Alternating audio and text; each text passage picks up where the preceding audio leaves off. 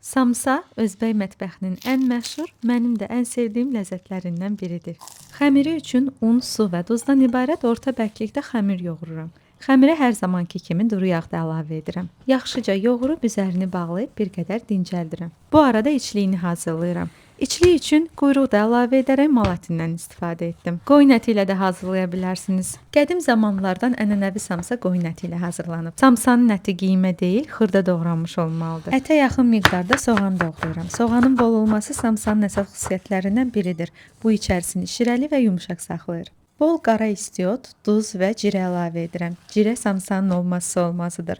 Hər yeməkdə sevməsəm də məhz samsada cirəni çox bəyənirəm. Dincəltdiyim xəmiri 4 yerə bölürəm. Mən reseptdə 1 kiloqram undan istifadə etdiyim üçün prosesi 2 mərhələdə davam etdirirəm. Daha az porsiya hazırlamaq üçün siz ərzaqları yarıya bölə bilərsiniz. Kündələri dəzgahımda mümkün olduğu qədər incə yayıram.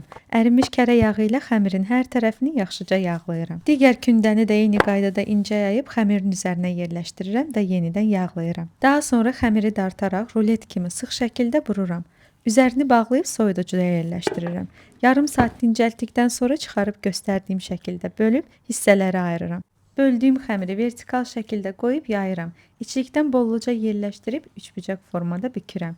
İçlik nə qədər bol olarsa samsalar da o qədər ləzzətli və şirəli alınacaq. Samsaları soba listinə düzürəm.